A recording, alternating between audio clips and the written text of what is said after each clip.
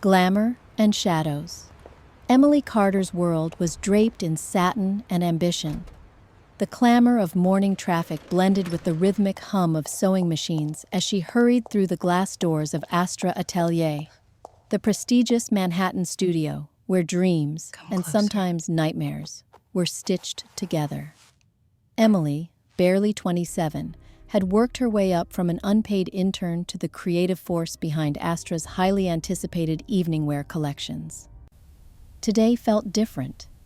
An electrifying anticipation lingered in the air, a silent drumbeat driving the final preparations for the showroom's upcoming reveal. Olivia Barnes, Emily's closest confidant and professional partner, was already at her workstation when Emily arrived. Olivia's laughter cut through the tension, disarming even the most hard-edged seamstresses. To the outside world, they were a dazzling duo. The rising stars of New York fashion, often spotted together at Soho bars or at industry mixers, always plotting new silhouettes and colors far into the night. Together, they were meticulously pinning a midnight blue satin gown onto a slender mannequin, the dress shimmering under the studio spotlights. Emily's fingers trembled with pride as she smoothed the fabric, a design inspired by the city's deep, starry skies. Olivia grinned, offering a small but earnest compliment. There was a genuine warmth between them, a sisterhood born of long hours, missed holidays, and a mutual hunger for recognition in one of America's toughest creative arenas. But even in this moment of triumph, shadows threaded through Emily's thoughts. She caught glimpses of her reflection in the glass walls, a woman still fighting for a place among the likes of Vera Wang and Marc Jacobs. Growing up in a working-class suburb of Chicago, fashion had always been an escape. Her mother's floral-printed aprons, her father's battered leather jacket. These were her first inspirations, humble but meaningful in ways critics could never understand. The atmosphere inside Astra was intoxicating. Racks of unfinished gowns, sketches plastered across every surface, assistants darting past with bolts of fabric, and whispered rumors about industry scouts attending the unveiling. Emily felt the pressure building, a weight that both excited and frightened her. There was no room for hesitation, not when one lucky season could launch or erase a designer's entire future. As the day stretched on, Emily and Olivia navigated last-minute disasters, a beaded bodice coming undone, a delivery of custom lace gone missing, a model's tantrum over the fit of a dress. Each obstacle tested their composure, but also reaffirmed their trust in one another. The team rallied around Emily's creative vision, but it was Olivia who negotiated with suppliers and smoothed over bruised egos, allowing Emily to focus on her art. That evening, as dusk fell over the Hudson, the two friends climbed onto the studio's rooftop. The skyline glistened, golden windows against an indigo sky. Olivia raised a toast to success, her champagne flutes clinking in the cool breeze. Emily gazed at the city below, heart swelling with hope and a twinge of fear. In New York, every victory could turn precarious in a heartbeat. Yet as they laughed and recounted their journey, the disastrous auditions, the risk of moving to the city with nothing but a sketchbook and a dream, Emily let herself believe, just for a moment, that maybe, just maybe, the glamour outweighed the shadows. Unbeknownst to Emily, this fragile trust, this hard-won camaraderie, would soon be tested in ways she could not yet imagine. But beneath the glittering lights and the hush of ambition, New York's fashion world was already preparing its next, sharper twist. The first devastating shock. The morning after the triumphant rooftop toast felt unusually heavy for Emily. She awoke to the incessant vibration of her phone, dozens of notifications flooding every app she owned. It was rare for her inbox to be this active before sunrise, and anxiety prickled along her skin as she scanned the messages, some congratulatory, but others cryptic and cold, tinged with an undercurrent of scandal. She forced herself out of bed, unsure whether she was overwhelmed by exhaustion or by the dread catching in her throat. The familiar walk to Astra Atelier felt foreign, as if the city itself knew something she did not. Co-workers, usually chatty and warm, now whispered in hushed tones, their eyes darting to Emily, then away again. An uneasy knot deepened in her stomach. She found Olivia hunched over her laptop in the design office, radiating an energy that was almost feverish, excited, manic, too bright to be normal. "Did you see the headlines?" Olivia blurted out, not looking up. Emily, still lost, shook her head. Olivia's screen displayed front-page news from several top fashion outlets, all running with the same story. New vision in fashion. Olivia Barnes stuns the industry with groundbreaking collection. Her heart slowed, confusion creeping in. The photographs showed designs so familiar they could have been taken straight from Emily's sketchbook. Silhouettes, details, flourishes honed by her own hands. Breath caught, she scrolled. There was no mention of her name, no hint of their collaboration, just praise for Olivia, lauding her as New York's newest star. Emily's world narrowed to a pinpoint. She quietly asked, "Did you submit the sketches?" Olivia didn't meet her gaze. She mumbled about teamwork and individual opportunity, but her words rang hollow against the magnitude of betrayal. As the truth dawned on her, the walls of Astra seemed to close in. It wasn't just about the stolen designs. It was about trust trampled, dreams hijacked in broad daylight. Emily felt as though she were watching someone else's life unravel on screen. Interviews with Olivia, glittering under the studio lights, claiming sole authorship, dismissing the existence of any assistants or contributors. Then came the secondary blow. Social media, quick to judge, spun a cruel narrative. Emily, once a rising talent, was now labeled a copycat in comment sections and message boards. Didn't she work under Olivia? Makes sense she'd try to ride coattails. What a shame, ripping off your own friend. News outlets and fashion blogs withdrew interviews and future features. Invitations to industry galas evaporated overnight, stunned silence answering her every email. Within days, her professional world went up in smoke. Designers she'd looked up to politely distanced themselves, with some whispering doubts about her integrity. Even the Astra leadership, desperate to maintain the label's image, asked her to take a leave of absence until the controversy resolved itself. Humiliation burned through her as she packed up her belongings in the studio, her once-admired sketches relegated to a single, battered portfolio case. But the deepest cut came from Olivia's silence.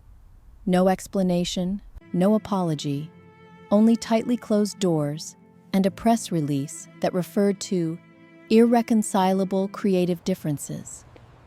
The city Emily had once loved took on sharp edges, a predator rather than a partner in her dreams.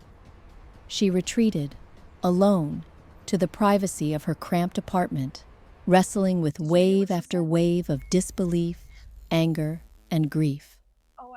As she scrolled through photos of her sacrificed ideas now paraded as someone else's masterpieces, Emily faced the harshest lesson of New York's fashion world.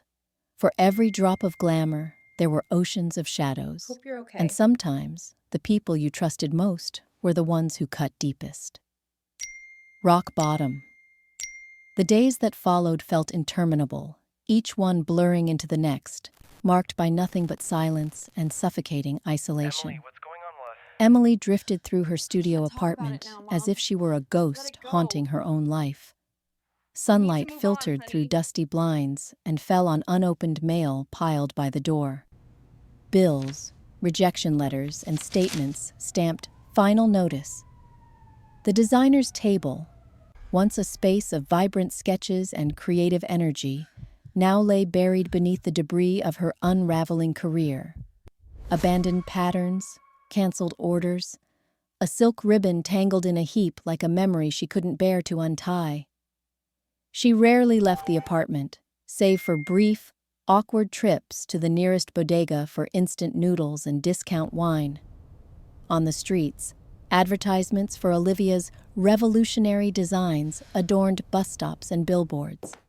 Passers-by gossiped in coffee shops and on the subway, their words drifting through the air like stinging barbs, each reminder of the betrayal and her downfall, sharper than the last. Friendships she'd considered unbreakable dissolved almost overnight. A few former colleagues sent neutral, impersonal texts, "Hope you're okay," but most contacts in the fashion world had already chosen a side, their loyalties drifting toward the rising star. Industry veterans who'd once promised her mentorship now ducked her calls. Even her own parents, watching from Illinois, faltered in their encouragement. Her mother's voice crackled over the phone with worry and confusion, gently urging her to let it go and move on, as if heartbreak and humiliation could be folded away like an old dress and left at the back of a closet. Desperation sharpened each passing moment. Unemployment checks ran out. Rent was 3 weeks late. The threat of eviction became a daily terror, looming over Emily's sleep. Emails and portfolio links that once drew enthusiastic responses now vanished into a digital void. Every application to a new studio or apprenticeship was met with, "We regret to inform you," or worse, no reply at all. She tried, truly tried, to reclaim some sense of purpose. For hours, she would sit at her sketchbook, pencil in hand, and ideas swirling but never forming. The confidence that had carried her from a small Midwestern town to the epicenter of American fashion had dissolved, leaving only an ache she didn't know how to heal. Sometimes she'd stare at herself in the cracked bathroom mirror and struggle to recognize the woman standing there. Eyes rimmed with sleeplessness, jaw set in quiet fury. Loneliness became a steady, unwelcome companion. She found herself scrolling mindlessly through social media, watching from afar as old acquaintances celebrated new triumphs, forging partnerships and ascending runways under glittering lights.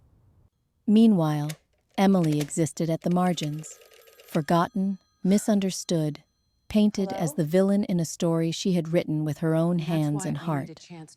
One evening, as a thunderstorm raged outside, she stumbled across a faded envelope at the bottom of a drawer.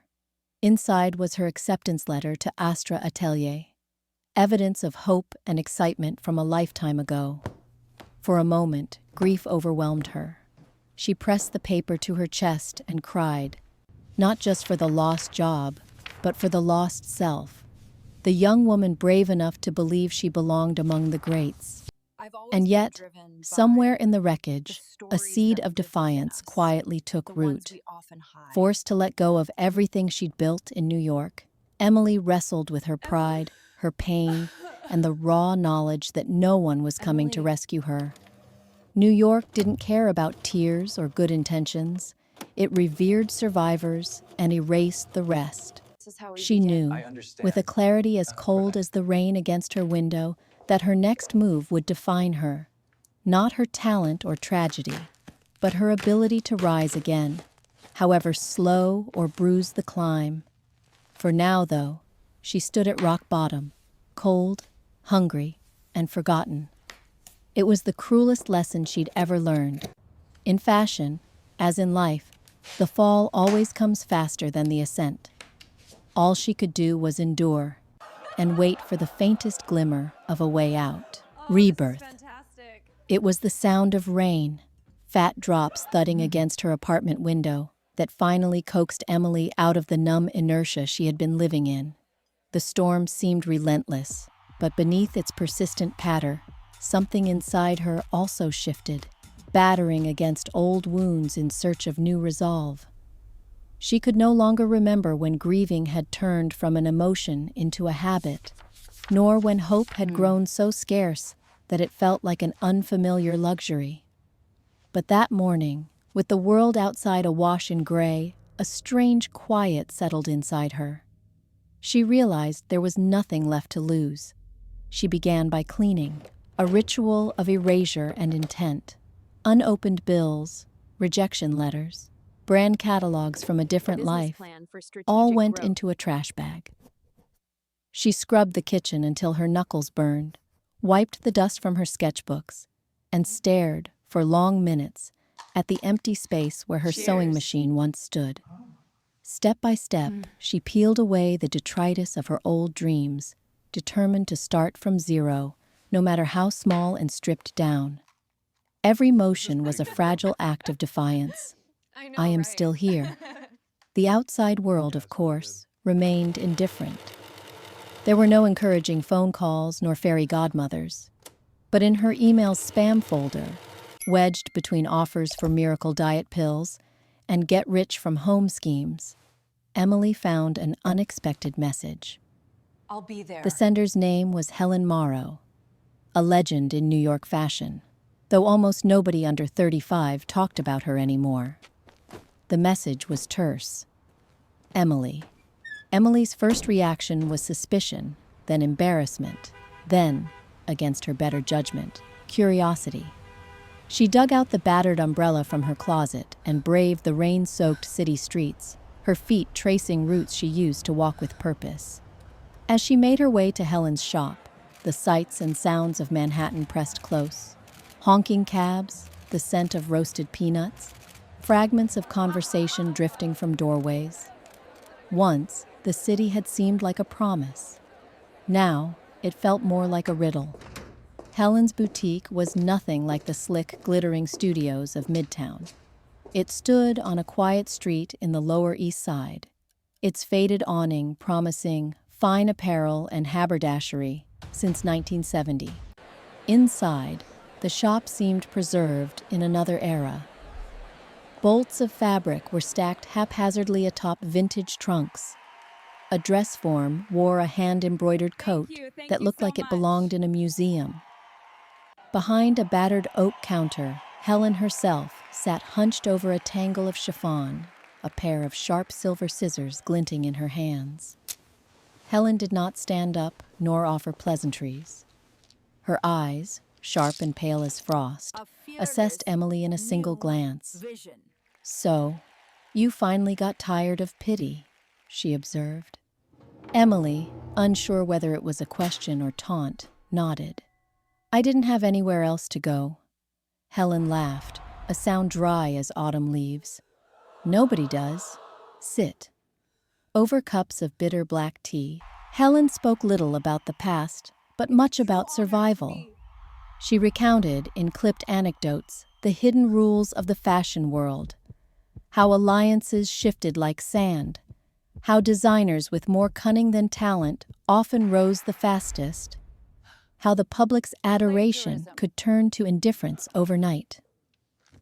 She revealed the code words whispered backstage at industry galas, the names of suppliers who could make or break reputations, the simple truth that the only currency anyone respected was resilience. "You want justice," Helen shrugged. "What you want doesn't exist, but you can have something better. You can earn respect. First, get your hands dirty. Do the work nobody else wants. You love fashion? Prove you're not just in love with the applause." So Emily did. For weeks, she worked in Helen's cramped stockroom and tiny sewing den, her days filled with patching zippers, hand-stitching linings, steaming dresses for demanding brides and mourning widows. The store's staff, a motley crew of old-world seamstresses and sharp-tongued assistants, treated her with polite indifference at first, then with grudging approval as they saw her dedication. Emily learned how to mend torn ball gowns and negotiate with impatient customers, how to improvise when supplies ran out or mistakes threatened to ruin a deadline. She grew calluses on her fingers and a new thickness to her skin. At night, when the shop was quiet, Helen allowed her the use of an old Singer sewing machine and a stack of leftover fabric. Here, Emily timidly returned to design, coaxing shapes and colors from scraps that might otherwise have ended up as rags. Her first sketches were shaky, her stitches uneven, but soon her eye for detail, once a source of so much pride, began to sharpen again. Helen would sometimes sit beside her in the low light, peering over Emily's shoulder and offering the occasional gruff critique.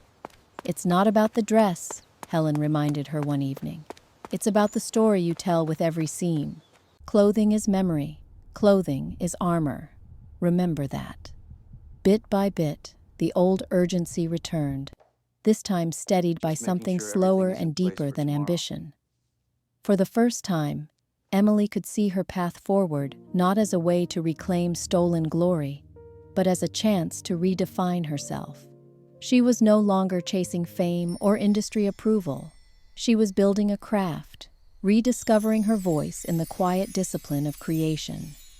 In the process, she found small joys again: the gleam of hand beating under lamplight, the curve of a collar that fell perfectly, the sense of calm from turning chaos into harmony, bolt by bolt, stitch by stitch.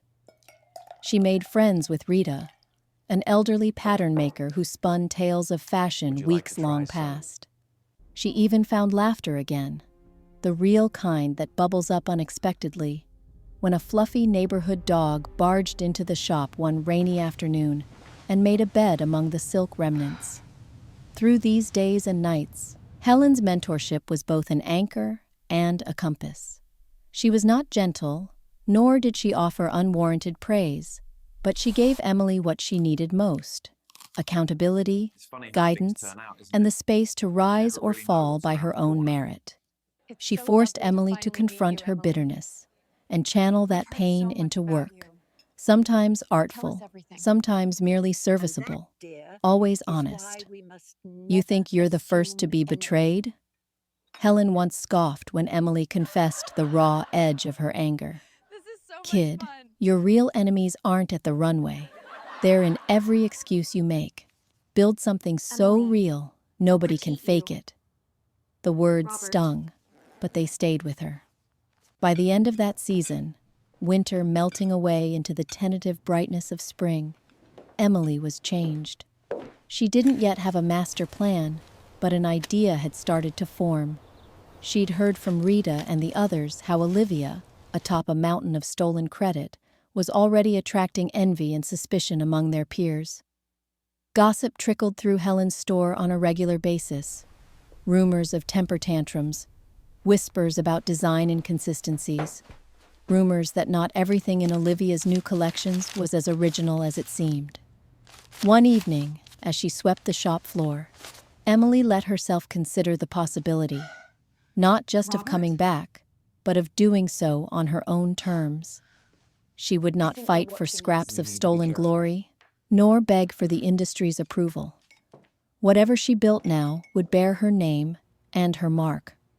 She could play the long game, gather her strength, and prepare for her own reckoning. And so, beneath the faded lights of Helen's workshop, Emily Carter was reborn, not as a victim of betrayal, but as a quiet storm biding its time, learning, transforming, and planning for the day she would step back into the spotlight, ready for anything the world might throw her way. Behind the scenes, spring in New York brought with it a different kind of electricity, a charge that ran through the city's fashion veins, humming beneath the surface of every creative clique and boardroom. Having rebuilt herself in Helen Morrow's world, Emily felt the city's pulse in a new way. She was no longer the wide-eyed hopeful, craving the front-row applause. Instead, she had become something else altogether: patient, perceptive, and quietly deliberate. Emily's hair was no longer perfectly coiffed.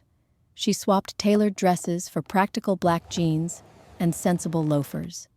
She slipped into the background with practiced ease, blending in as a freelance assistant, floating from one atelier to another, her name rarely appearing on admin lists and almost never on creative credits.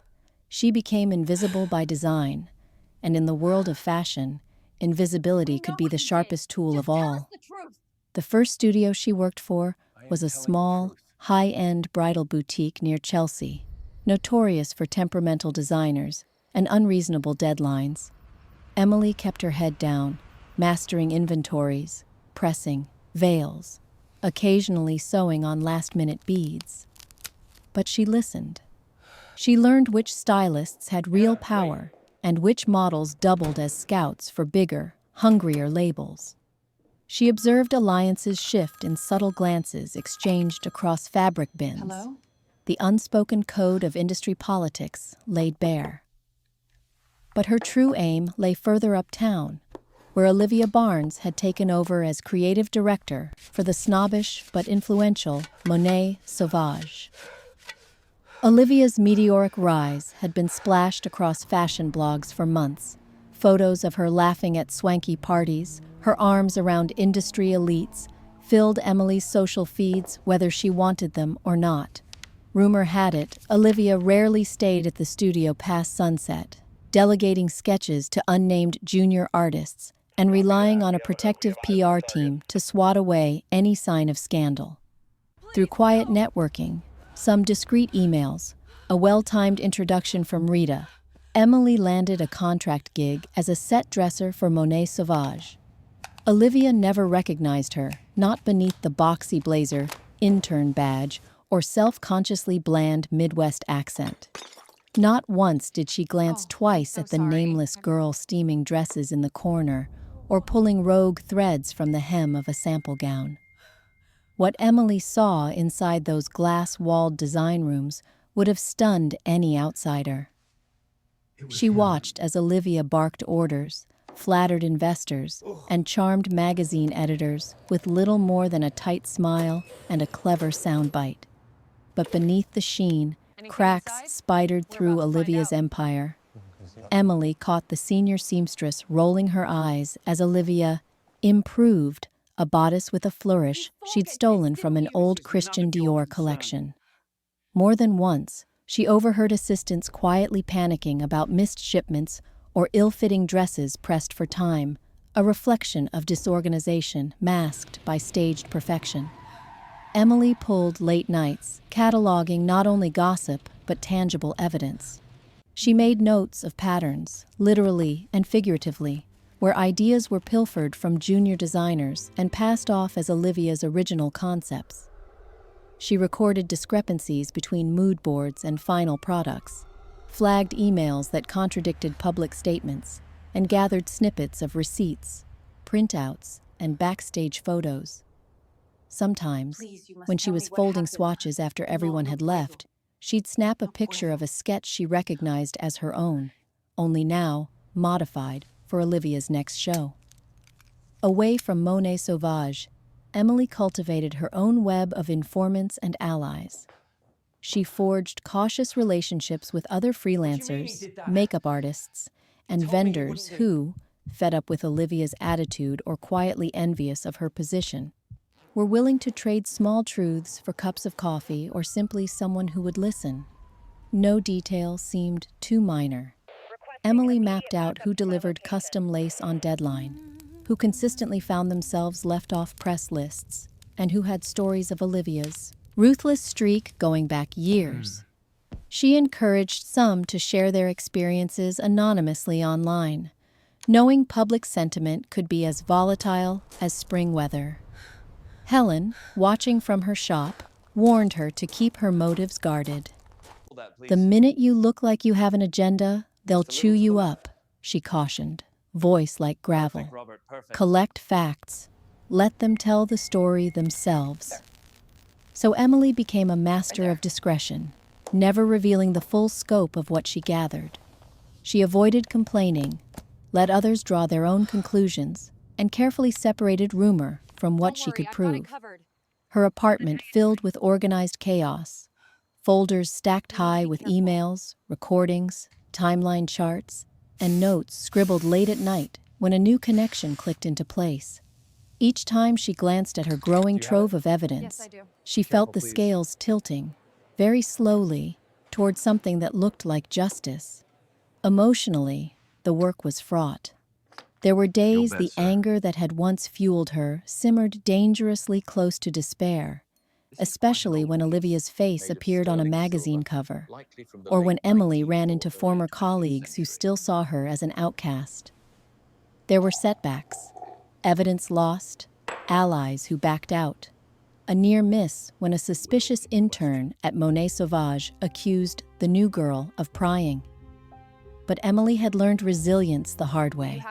She kept her eyes on the goal and pushed through, finding solace in late-night sketching sessions that reminded her of why she had ever chased beauty in fabric and thread to begin with. At the heart of her work lay a single question. What would it take for the industry to see Olivia's deception, not as petty rivalry, but as systemic rot? Emily realized that bringing Olivia down wasn't simply about revenge. It was about protecting the next generation of hopefuls, the honest ones who might otherwise become casualties in the relentless churn of New York's fashion machine. She wanted more than vindication. She wanted change. The closer she got to the upcoming New York Fashion Gala, the more the city seemed to whisper secrets, arguments on a rooftop at midnight. An anonymous note slipped under her apartment door, warning her to watch her back. The stakes grew higher, and she felt the pressure in her chest every step of the way. But she no longer flinched when thinking of her past or the pain Olivia had caused. She was building something, slowly, methodically, that would not be easily ignored. In stolen moments, Emily permitted herself to dream about the future. She imagined a world in which talent, grit, and integrity won out against manipulation and smoke and mirrors branding. The vision was fragile, but vital. She knew the coming confrontation would demand every ounce of courage and cunning she possessed. On the eve of the gala, surrounded by her stacks of evidence and the city's shimmering skyline, Emily Carter looked in the mirror and saw not the ghost of a failure, but someone new, an architect of her own fate, sharpened by hardship, clothed in the quiet strength that came from surviving the fire. The industry had taught her its darkest lessons. Now she was ready to reshape it with her own hands. The plan for revenge. The Manhattan skyline blinked with promise as the city geared up for its most prestigious fashion event of the year, the New York Fashion Gala. For weeks, the news buzzed with anticipation, rumors of daring collections, whispers of surprise debuts, and the ever-present headline act, Olivia Barnes, now the darling of the industry. But behind closed doors, a far different story was taking shape. A story stitched from patience, precision, and more than a little heartache. Emily Carter, once erased from the fashion world's collective memory, was quietly crafting a plan of her own. Her apartment had transformed from sanctuary to war room. Vision boards covered with sketches and press clippings, string connecting timelines and relationships, folders thick with emails, backstage photographs, and piles of witness statements. Helen Morrow's sharp presence lingered in the air, her words from months before echoing. Real power isn't about grand gestures. It's about knowing when to strike. Emily began her campaign by rebuilding bridges in silence. Painful as it was, she reached out to former colleagues and employees who had once worked, however briefly, under Olivia. Some ignored her messages, but slowly, a handful responded. There was Max, the junior designer let go after creative overlap with Olivia's new line. Priya, the freelance pattern maker who had seen her detailed measurements copied and repurposed without credit. And Lorenzo, the supplier who'd been reprimanded for late delivery, only to discover his custom lace had been rerouted from Emily's old order to Olivia's collection. These contacts, at first wary, found common ground in their exasperation. As Emily listened to their stories, she realized how systemic the rot had become. Olivia's success, it turned out, was built not just from a single act of betrayal, but from a pattern of appropriation and manipulation. Each conversation, became a thread in Emily's growing tapestry of evidence. Where at first she'd sought simple vindication, she now felt a deeper responsibility to expose not just her own story, but to defend all those silenced by the machinery of power. Guided by Helen's strategic wisdom, Emily proceeded carefully. She didn't ask anyone to speak publicly.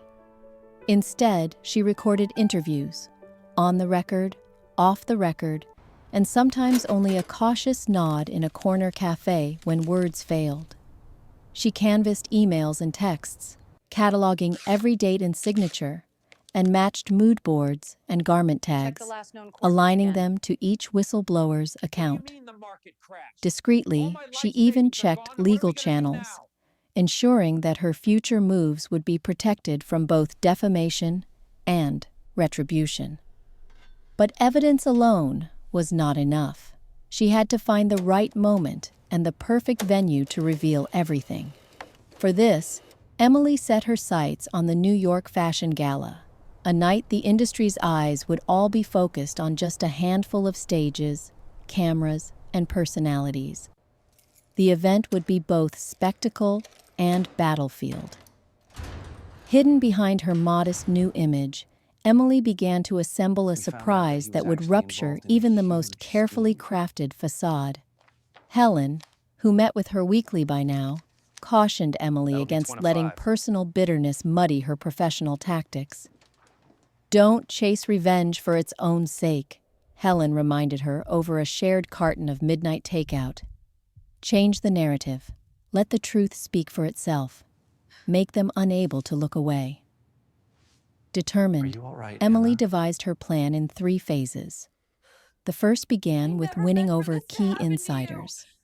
She reached out to people whose roles were often overlooked, but whose knowledge was indispensable. PR assistants who monitored the press, lighting technicians who overheard every hurried conversation, interns who fetched endless coffee, and sometimes stumbled into boardrooms at the wrong moment. Emily earned their trust, sharing only what was necessary. A kind word, a hint of empathy, sometimes a spare meal when someone's overtime went unpaid. Eventually, information began to trickle in. Olivia's team was nervous about her upcoming show, struggling with last-minute changes and a mounting sense that this collection might not live up to the billing. Emily's second phase was creative, dangerously ambitious. Using her after-hours access at a small independent studio, she began to design one masterpiece, a gown unlike anything currently in fashion, both visually stunning and deeply symbolic. Every pleat, every bead, and every embroidered line contained references to her own journey, motifs inspired by her childhood, her heartbreak, and her struggle for dignity. The design subtly incorporated elements borrowed by Olivia over the years, but reinvented and unmistakably Emily's. At Helen's suggestion, Emily collaborated with some of the same junior designers Olivia had discarded, crediting each one openly. Together, they poured every ounce of their frustration and hope into the garment. The dress was not just beautiful, but a statement, a challenge. Emily arranged for it to be revealed anonymously on the gala's opening night, slipped into the program as a special feature with the backing of a gallery director sympathetic to her cause. Its description in the show notes read, "A meditation on resilience, truth, and the invisible hands that shape our industry. This piece is a tribute to those who create in the shadows."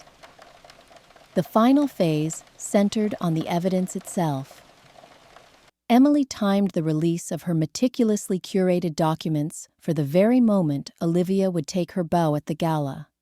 She worked with an ally in fashion media, someone with a reputation for fairness and a passion for stories beneath the surface sparkle, to distribute her dossier to top editors, bloggers, and industry watchdogs.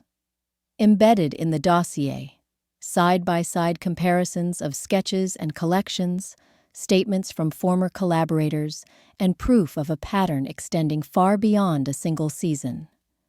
The days leading up to the gala were a storm of nerves and exhaustion. Emily double-checked her evidence, rehearsed every possible question, and readied herself for retaliation. There were moments when doubt overwhelmed her, when she worried the industry would close ranks, that power and fame would shield Olivia once again, and that, in the end, no one would care for the truth. On those nights, Helen's advice echoed loudest. You survived the worst they could do. Use that strength now. Make your story undeniable. On the eve of the gala, as the city shivered in anticipation, Emily stood by her window and allowed herself to hope, not for revenge, but for justice, and maybe for a sliver of redemption. She knew that, whatever happened in the bright glare of the runway lights, she had already reclaimed the only thing that mattered: her voice. The fateful night. The city pulsed with anticipation as the New York Fashion Gala finally arrived. Under an obsidian sky glittering with stars, a parade of luxury cars pulled up to the majestic Art Deco entrance of the Meridian Pavilion. Celebrities and industry power brokers graced the crimson carpet, cameras flashing, stylists fussing over last-minute details, and publicists whispering the night's schedule. For some, tonight would coronate new kings and queens of style. For others, it would be a crucible. Emily Carter lingered among a crowd of backstage hands, her heart thumping out a nervous rhythm against her ribs. Gone were the days when she'd fantasized about arriving at a gala draped in her own creation, greeted by applause. Tonight, she was cloaked in anonymity, plain black attire, ID tucked discreetly behind her lanyard, hair pulled back so tightly it erased her features in shadow. To most observers, she was just another assistant, easy to overlook in the swarm behind the spectacle. Inside the grand hall, dazzling lighting spilled over row after row of A-listers and editors, their faces gleaming with anticipation. Along one wall, displays of archival photographs traced the history of New York fashion, while digital displays projected hashtags and trending posts in real time. A tangible current of expectation threaded through the air. Whispers circled about which house would dominate the night, who would fall short, and whether Olivia Barnes, the evening's final headliner, would manage to astonish the world one more time. Backstage, tension simmered like a pressure cooker. Models tiptoed through narrow corridors, arms outstretched to avoid ruffling delicate fabrics. Studio managers barked clipped orders into earpieces. Steam from a dozen irons mingled with the subtle scent of expensive perfume and nerves. It was a realm of chaos masked by poise, a domain Emily knew all too well, though tonight, every sight and sound was sharpened by the knowledge that something seismic was about to happen. As Olivia's team readied the last gowns for the show's big reveal, she breezed in, surrounded by her entourage. Dressed in a custom-tailored crimson pantsuit, Olivia flashed her signature grin, radiant and performative. She paused just long enough for media cameras to photograph her reviewing sketches, designs Emily recognized all too well, and then glided away, carried by a tide of nervous assistants. The air thickened as others watched Olivia, some with admiration, others with a flicker of something darker: envy, wariness, perhaps the first traces of doubt. Emily's pulse quickened. Now was the moment her plan was set in motion. Quietly, she slipped into the media wing with an unremarkable messenger bag. Inside, her dossier, carefully tabbed, bulletproof with evidence, testimonies, timelines, waited to be unleashed at precisely the right moment. She handed it discreetly to her ally, a respected journalist from one of the city's most influential fashion publications. They exchanged the briefest of nods. The journalist ducked away, already texting with editors and preparing headlines. There would be no going back now. On the main stage, the house lights dipped, and the first notes of orchestral music bloomed through the cavernous space. Models sashayed down the runway in earlier collections. A swirl of textures, colors, calculated beauty. The applause began to crescendo as anticipation built toward Olivia's finale, her much-hyped debut collection for Monet Sauvage. Beneath the surface dazzle, Emily watched the live social feeds flicker to life. Bloggers and critics began noticing the special entry in the night's program, a mysterious, collaborative gown listed as a tribute to unsung designers. She caught glimpses of surprise and speculation. Who could it be? How did it sneak onto the itinerary? As the curtain fell for a brief transition, the head event producer gave the signal. It was time for the mystery piece to enter the stage. The lights shifted, painting the runway in haunting indigo. The model stepped forward in Emily's design, a masterpiece wrought from months of sweat and grief and resilience. The gown glistened with hand-sewn beads that evoked distant constellations, seams that wove subtle motifs of heartbreak and recovery. Instead of bombast, it offered quiet power, a story stitched with humility but undeniable skill. In the hush that followed its appearance, a murmur rose, a different tone from what greeted Olivia's theatrics. This was awe, yes, but it was also recognition.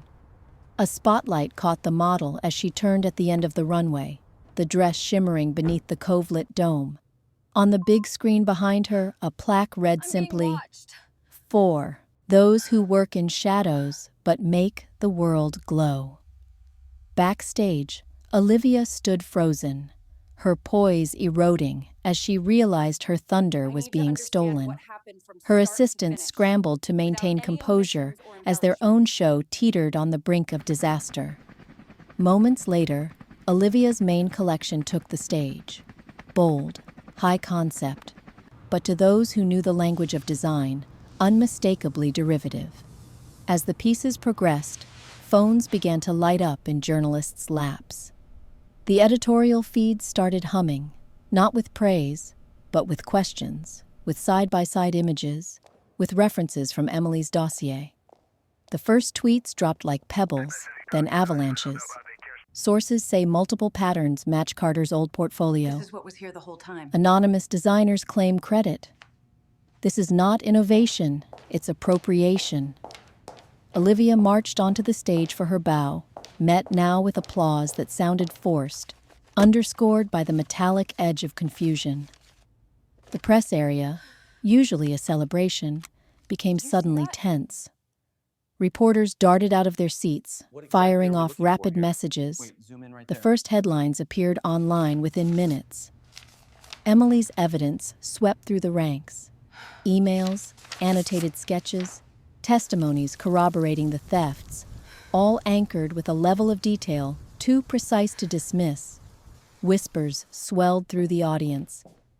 TV crews who had come to film a coronation found themselves capturing and unraveling. Olivia's smile faltered as she registered the change, the press surging in her direction, not just for photos, but for questions. Real, pointed, and persistent.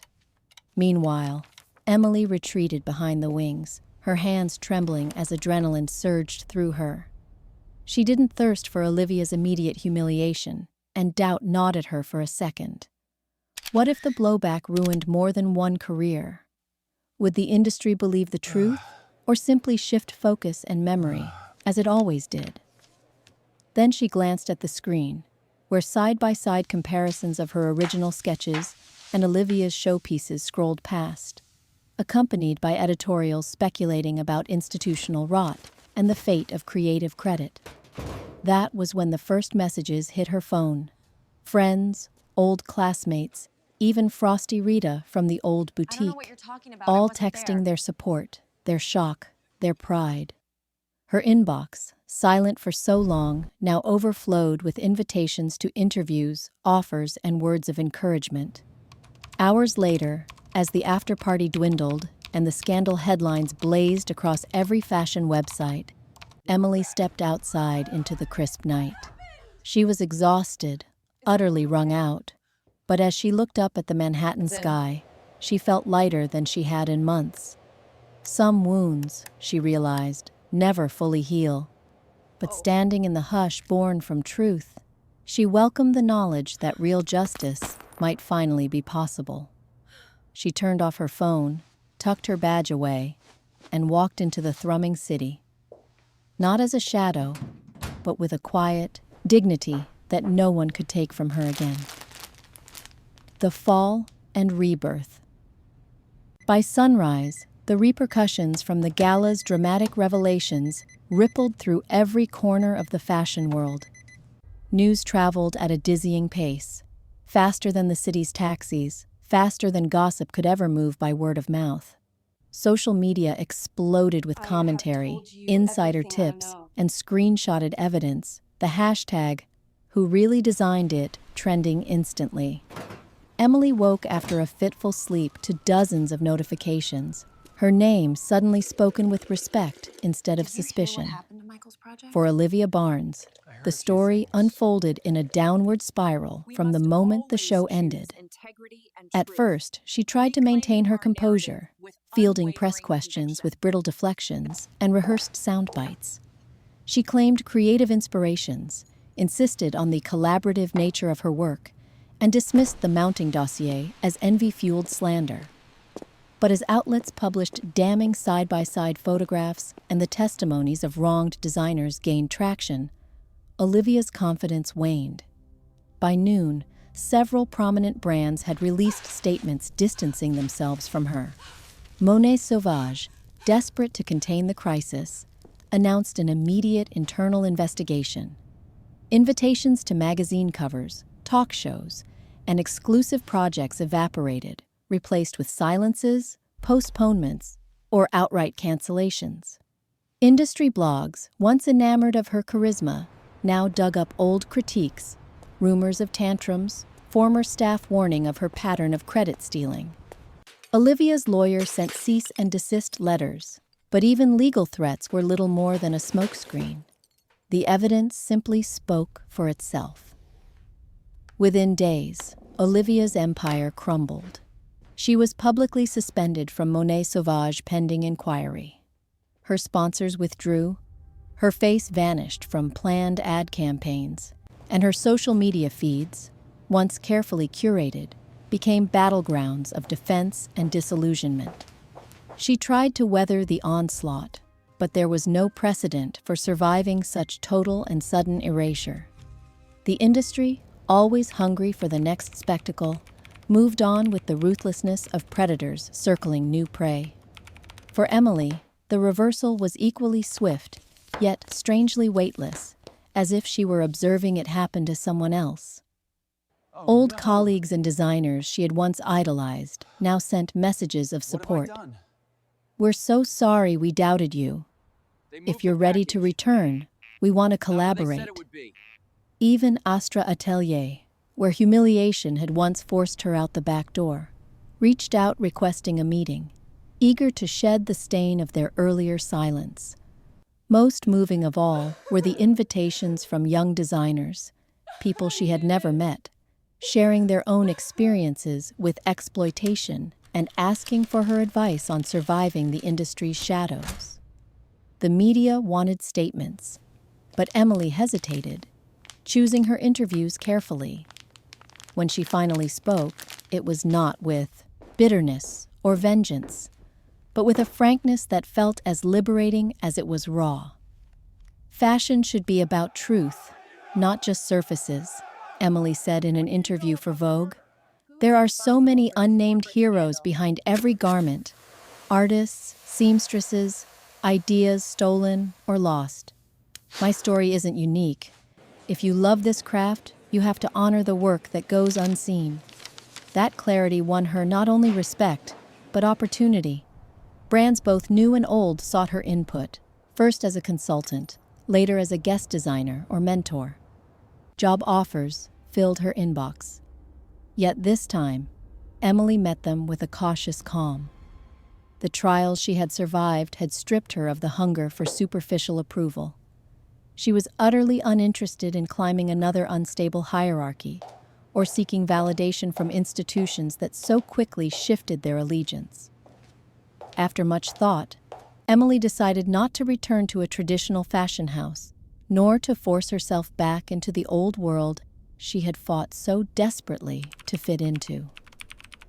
With Helen and Rita's encouragement, she began planning her own independent label, drawing deliberately upon the lessons of the past year. She transformed her modest apartment from hiding place to creative lab, sketches taped to one wall, samples hung in careful rows, swatches sorted by source and story. Instead of secrecy, there was transparency. Emily credited every collaborator, pattern makers, embroiders, interns. Each garment came with its lineage, each collection with its full cast of contributors. She took extra care with her business structure, insisting on fair pay, flexible scheduling, and training programs for young talent from underrepresented backgrounds. Her small team grew slowly, bonded not just by skill, but an ethic of mutual trust. They worked long days and later nights, but each milestone, first capsule collection, first local boutique order, first online review by a real customer, felt like a small personal triumph. Word spread that Emily's studio was different. Designers, burned by toxic workplaces, came seeking a better way. Clients looking for authenticity flocked to her pop-ups. The work was still grueling, the industry still fickle, but now every success felt earned. Public perception transformed with each new season. At first, critics saw Emily as a symbol, the woman who stood up to a system, who exposed the rot. But as her brand gained traction, her clothes began to do more of the talking. They carried traces of her journey, sharp lines softened by grace, colors that evoked Midwest skies and Manhattan midnights. The stories embedded in her pieces resonated with buyers who'd never even heard of the scandal. Olivia, meanwhile, fell into a silence almost as public as her rise and fall. Some former friends whispered she'd left New York for Europe. Others claimed she was seeking therapy or preparing some grand comeback. But for months, the only sign of her was a brief, apologetic note sent to Emily, one line in an inbox, now stuffed with a different kind of correspondence. Emily read it exactly once, considering what dignity remained in forgiveness. It would have been so simple to nurse her anger, to seek total retribution, but somewhere along the line, among ruined sketches and lonely nights, Emily discovered she simply didn't need to. The past no longer defined her. The wounds would mend, leaving scars that served as reminders, but not shackles. The fashion world, merciless as ever, moved on to its next scandal before long. Yet Emily stood apart, her name now associated with more than just controversy, with resilience, with innovation, with a new kind of leadership. She never forgot Helen's lesson. Build something so real, nobody can fake it. In the quiet of her new studio, surrounded by the hum of honest work, Emily allowed herself a moment of joy. Not the wild, dizzying thrill of the chase, but the contentment of a future she owned. The betrayal that once buried her had instead become the rich soil from which she grew. In a world obsessed with surfaces, she had found something deeper: substance, integrity, community. This was her true rebirth, and this time she would not let anyone steal it away. Courage and forgiveness.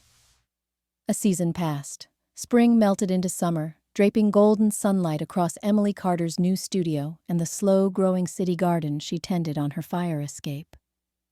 Life had settled into rhythms she never imagined were possible in Manhattan. Early mornings of sketching with her team, afternoons spent teaching apprentices, evenings mixing color palettes as dusk painted the skyline. Her brand, nurtured like a rescued seedling, was thriving not just in sales, but in spirit. Clients valued her honesty, Fellow designers brought joy instead of jealousy, and her small, trusting circle of collaborators flourished.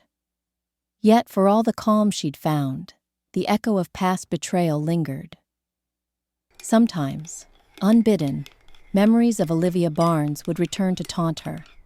Olivia's laugh at late-night fittings, the thrill of shared ideas, the old sisterhood before ambition wormed its way between them.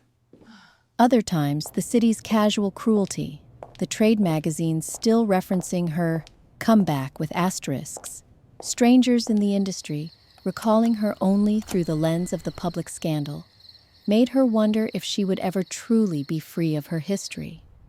Then, on a drizzly Tuesday, when she least expected it, a familiar name appeared in her inbox. From Olivia Barnes. The subject line was blank. Emily stared at it for a long time, her heart stumbling at the sight. The message inside was brief and hesitant. Emily, no denials, no excuses. Simply an admission. She read it again and again, searching for hidden barbs, but finding none. The person behind those words was no longer the golden girl of fashion galas, not the rival who haunted Emily's nights. The tone hinted at something broken. Perhaps regret, perhaps awakening, perhaps both. She could have ignored it. She could have written back all the things she still felt: anger, the sense of a future stolen, the bruises to her faith in others. But as she walked to the studio window, watching raindrops gather and race one another down the glass, Emily realized she wasn't that woman anymore. The person she had become in the aftermath, bruised but not beaten, deserved more than another chapter of bitterness. That evening, she took her time crafting a reply. It was as careful as any of her designs, every word stitched with deliberate intention. Olivia, she pressed send, feeling a quiet kind of trembling, not of fear, but of relief. It was over. She could almost sense a thread snapping, the last tether to an old, suffocating pain finally breaking apart. In forgiving Olivia, she forgave herself, for trusting too deeply, for not seeing the warning signs, for years spent second-guessing her worth. But forgiveness was not the same as erasure. Emily did not seek to rekindle lost friendship or bury what had happened. She and Olivia were now parallel lines, different journeys, different scars, united only by a memory of what once was and the lessons that had cost them both so dearly. Curiosity got the better of her. After a week of silence, Olivia finally responded, "Thank you, Emily. I know I have a lot more amends to make. I'm not asking for anything, just for you to know that your courage pushed me to finally face myself. And that was enough." In time, word trickled through the industry that Olivia had left New York for a while. Some said she volunteered in Europe. Others claimed she was writing a book about truth and survival in fashion. Her name faded from headlines, replaced by new scandals, new stars. Emily felt no desire for revenge, no pleasure in seeing Olivia erased. They were both survivors now, each rebuilding a different life from the ashes. For Emily, forgiveness became a liberating force, not just toward Olivia, but toward herself and the world that had once shut her out. She accepted more speaking invitations, telling her story not as gossip, but as a lesson in ethics, resilience, and the hidden cost of dreams. Young designers clustered around her at every event, asking advice, confessing their own fears. Emily listened with an empathy earned the hardest way. She expanded her studio's apprenticeship, opening doors to students who reminded her of herself at 20, wide-eyed, uncertain if they belonged, desperate for chance and guidance. She insisted everyone on her team have a voice at the table. Every design release included the names of every hand and mind involved. What began as penance became purpose, a way to heal not only herself, but the cracks in the world that once broke her. Yet courage meant more than surviving. It was in the risks she continued to take, trying bold new silhouettes, launching a sustainable line with community-sourced materials, using her small platform to champion labor rights for seamstresses around the world.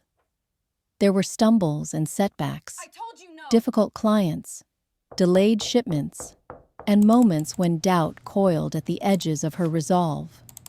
But now each challenge felt surmountable, not because she was certain of success, but because she had learned her worth could not be stolen by anyone, ever again. Late some nights, when the humming of sewing machines had faded and the city's lights blinked in Morse code through her curtains, Emily looked at herself in the mirror and saw not the victim headlines, not the cautionary tale. She saw only her own hard-won reflection, a woman flawed, tested, resilient, and finally, truly free. The last lingering bitterness evaporated for good, one sunny morning, 2 years after the gala's storm. A courier delivered a slim package. Inside was a book, pressed with a delicate embossed title. For Emily, Emily smiled and placed it gently on her bookshelf, not as a trophy, but as closure. Life went on. Fashion seasons turned, new scandals emerged, and fleeting trends flared and faded. But for Emily Carter, the true reward was simpler and quieter than any standing ovation. I see you still don't get it. It was the trust of her people, the honesty of her craft, the peace in her own heart. She had learned that courage lay not only in surviving betrayal, but in refusing to let bitterness shape her future. Forgiveness, she had discovered, was the final act of reclaiming her own destiny. And this time, the story was hers alone to tell.